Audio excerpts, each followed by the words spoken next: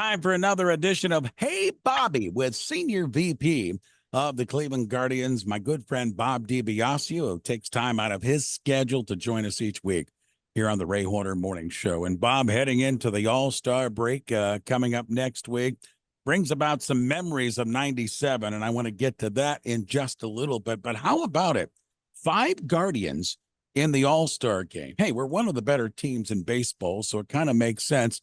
David Fry in his first All-Star game, along with 4 others. I thought maybe you could talk a little bit about this group of 5 and how good they are. Well, obviously, Ray, and hello to you.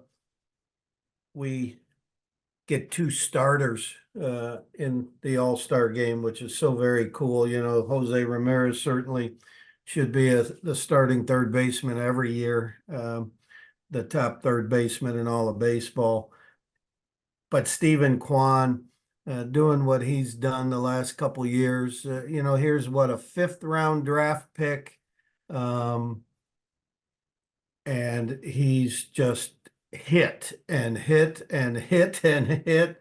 I still think he has more games in which he's had 3 or more hits than he has 0 hits. So that's, and missing a month. I just think that's one of the most remarkable statistics. So you start with those 2 guys. You thought that Josh Naylor had an opportunity as one of our position players, being one of the league leaders in home runs and RBIs. You certainly knew Emmanuel Clase, the best closer in all of baseball, was going to be an all-star.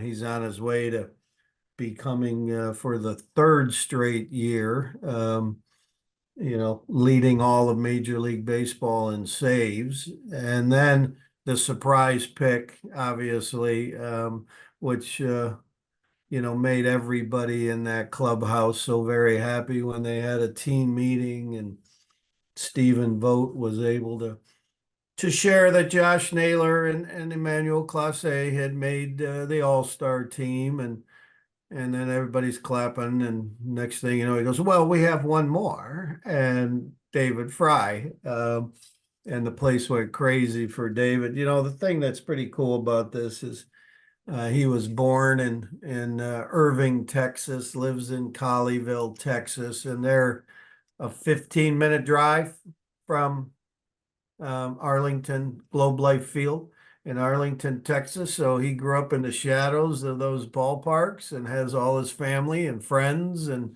for him to make his first All-Star team just so close to his hometown and where he lives, I just think that's the kind of stuff that makes it so very, very special. And I heard Josh talking about how he wanted his 2 brothers, obviously Bo, but he has a youngest brother who's also a professional baseball player, a #1 draft pick. And he wants them and his parents, hopefully, to be able to be down on the field during batting practice, and how cool that is for those guys. So such a special time. I think the last time we had 5 was 2017. And we had 6 in 2018. Back in the 90s, mid to late 90s, we had 5, 6 guys most every year. So this is fun. When you get 5 guys to have that picture in your all-star uniform with 4 of your other teammates, it's that's one that's on their wall forever. Each one of their stories, too, Bobby, it goes to what you and I talk about with scouting and development with this team a lot. Naylor acquired as part of a trade. David Fry was kind of in a system, and we saw something, and we go out and get him. We draft, as you mentioned, Stephen Kwan. We trade away Corey Kluber and get this young fireballer by the name of Emmanuel Clase. It goes to work about scouting, development, looking on every day about different players that might be available in different ways. All 5 of those guys came to this organization through the development and scouting. Yeah, and you're absolutely right. There's different ways you develop a major league roster, and you have to, have every aspect covered in your player development system. You know, there was a period of time when we were making terrific trades, but we weren't drafting very well. And so what were the metrics, or what were we doing wrong when we were identifying young athletes in high school and college? But we could certainly identify future stars in the big leagues on other teams' rosters. And so that was a big change. I remember Mark Shapiro talking about that, and Chris Antonetti, Mike Chernoff in the group have really bolstered that aspect, that we've had some pretty good drafts, and in addition to identifying great players on other rosters. Yeah. JC Mejia over to Milwaukee Brewers for David Fry, who's turned into such a valuable piece of our roster, being a very versatile guy. And again, it's part of the players' makeup that they're so willing to try other positions and know it's going to be difficult and they'll probably fail along the way. But it's a betterment for them in terms of value to a big league team, and keeps them in the big leagues. You know, Angel Martinez, think about it. The kid played center field, made a heck of a catch last night. He, he'd never played center field. I mean, he's just a star middle infielder. I mean, that kid,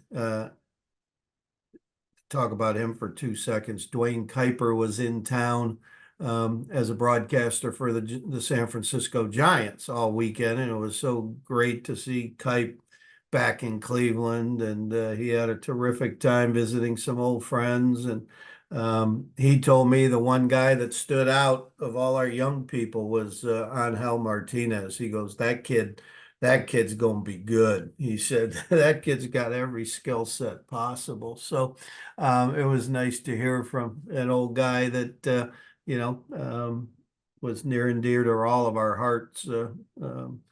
I just have to give him kudos. My first year as PR director was 1980. I started in 1975 as assistant PR man to Harry Jones, and Harry decided to retire prior to the 1980 season and gave Paul, for some reason, told me at 24, hey kid, you're the PR guy for the Cleveland Indians, and off you go. And in spring training 1980, Dwayne Kuiper put his arm around me and said, hey kid, I'm going to help you learn how to navigate a big league clubhouse.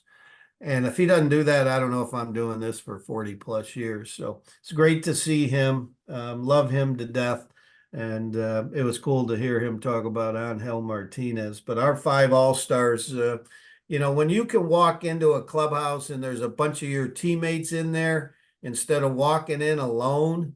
I remember Jason Kipnis talking about that because he was a lone All-Star for us once. And, so you walk in and there's a couple players you certainly know more than others. But to walk in there as a group, it just validates that you're on a hell of a team. And Angel Martinez, boy, we saw him in Akron just a year ago. And you're right. He plays a heck of a second base. And like you said, out in center field, making diving catches against the wall. So, and boy, he's hitting the baseball too. Let's go back to 1997 with the All-Star game on the horizon. And that was a game in Cleveland. I think most of us remember as one of our most cherished All-Star games, not only in Cleveland, but Sandy Alomar Jr., the MVP of the game as well. And I know you were heavily involved in getting planning and everything for that All-Star game. Reflect on us, 1997. It was our 5th All-Star game. And then when we played host to the 2019 game, it would be our 6th, of course. And we're the only club in Major League Baseball history to play host to 6 All-Star games. Don't know how many people are aware of that. At the time, 5 was the most. And then the Reds tied us with 5, and then we moved to 6 in 2019. It was such a magical time, obviously, opening a brand new baseball only ballpark in 94 and going to the World Series in 95 and selling out every game in 96. Unfortunately, the Baltimore Orioles cutting our postseason short in 96 um, and then in 97 have that magical year where we go to the World Series, including the All-Star game, home run derby, all the postseason. I think we had 91 sellouts that year. Um, just remarkable. And that would be 44,000 plus at the time when our ballpark was bigger in capacity. So we're playing host. We cannot wait to play host, to show off our brand new ballpark and knowing that we're one of the top teams in baseball and having a ton of all-stars represented. And seventh inning, it's a 1-1 tie, and Sean Estes, a lefty from San Francisco, is on the mound, and Sandy Alomar goes and hits a two-run homer in the bleachers, and the place goes absolutely crazy. And he ends up winning the MVP and becoming the first Cleveland player to win an All-Star Game MVP. But more importantly, he's also the first ever in the history of All-Star games that a player in his home ballpark was named the MVP. So that was pretty cool. Now, Ray, fast forward to 2019 and sitting in a suite with Sandy for the All-Star game. And at the end of the game, he comes over to me and nudges me and says, "Hey, look, Shane Bieber's going to be the MVP." And I said, "What are you talking about?" And he goes, look where he's walking. Look where they're taking him. And they were taking him over to the Chevy truck that was out on the field, which they give the All-Star Game MVP. And I said, "Well, you would know. You made that walk as well on this field." So that's how Shane became an All-Star Game MVP in our home ballpark, to be the second guy. So that was so very cool as well. But the other thing, Ray, I remember about 97 is batting practice before the home run derby, batting practice. Larry Walker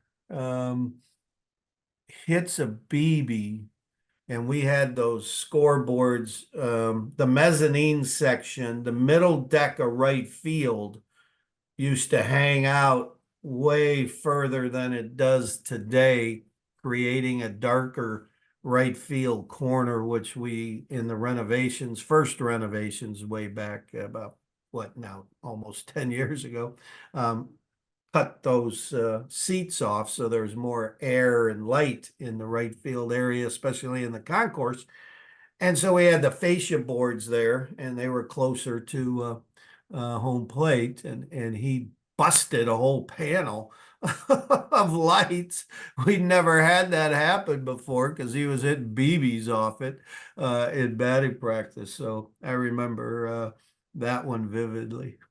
All-Star prep, and we'll wrap it up this way. 97, obviously you were a big part of putting that together, as you were almost 20 years later.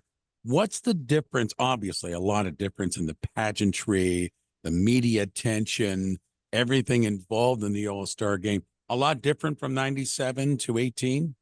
This is the 97 American League champ ring, just by the way. So I'm wearing 97 as we talk about that great season. Because I'm old, and older, I should say, in terms of being around this game for, 45, 46 years. I've had the honor. I think I'm the only PR person in the game of baseball that has been a part of 3 All-Star games. My first All-Star game I worked on was 1981, and that drew 72,000 fans, the most ever in All-Star game history. It welcomed baseball back from the strike, Ray. The Browns played a game the night before on a Saturday. We had the strike in 81. So the game was on a Sunday, August 9th, and 72,000 plus. Gary Carter was the MVP, had 2 home runs as a member of the Expos. Lenny Barker pitched in that game. Should have started that game, but we had an argument amongst the American League people. Unfortunately, we lost out. Jack Morris ended up starting. Morgana comes running out on the field in 81 while Lenny's out on the mound, and all that craziness. But back then, Ray, there were 5 of us in the office that were part of the committee. You had your PR person, your ticket person, your operations person, the marketing person, and the general manager, Phil Seggy. So there were 5 of us.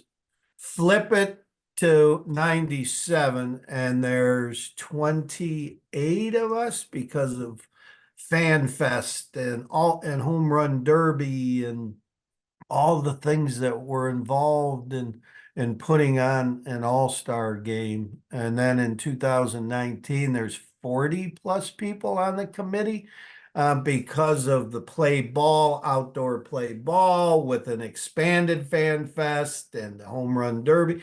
It's a week-long festival of baseball instead of just a 2-day affair. So it went from 5 to 27 to more than 40 in terms of operations. Not every team wants to have an all-star game. It's hard work. It's a lot of work. It's a hassle of sorts, but we love it in the sense of what it does for our baseball fans in this town and what it does for the city. And the one in 2019, like in 97, we had absolutely beautiful weather. And so when people came to town, they took a cab from the airport to the hotel downtown and they walked. Play ball, convention center. First time Major League Baseball had their outdoor play ball area right next to the convention center with Fan Fest. So everything was in one area, and it was a less than a mile walk to the ballpark. So the media, the fans, everybody just had such a remarkable time in our town, enjoying everything that we had to offer. And we were blessed with beautiful weather and had so much fun. Again, Shane Bieber doing his MVP thing, reminiscent of Sandy in 97. So all-star games are so much fun. I've probably worked 20 or more in my career. In the beginning of my career, I worked almost every one for 20 some years or more. It was an honor to be picked by the American League to and go. And if we have 2 more seconds, the one that 50th anniversary of the All-Star Games was in Comiskey Park. 1933 was the very first All-Star game. So in 83, Comiskey had the Chicago White Sox played host to the 50th anniversary ball game. And my job, the day before, they had all the living American League Hall of Famers against all the obviously living National League Hall of Famers, with other roster spots filled in with greats who weren't in the Hall of Fame. And so, I'm in the American League dugout, and it's my job to go tell Ted Williams and Mickey Mantle, hey, when you hear your name, run out to third base. Oh. Like they'd never done it before.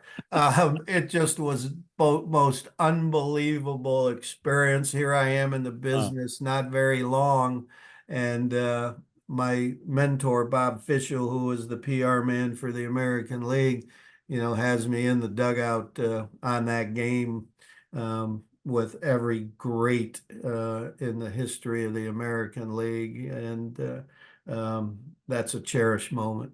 That sounds like a book in itself, Bob. Yeah. Senior VP with the Cleveland Guardians, Bob DiBiasio, with us with Hey of Bobby. Bobby, as always, my friend, thanks for making time with us here in Akron on WAKR, and we'll do it again next week. Sorry we went a little long, Ray. All-Star games are near and dear, so thank you. Always a treat. Go Guardians.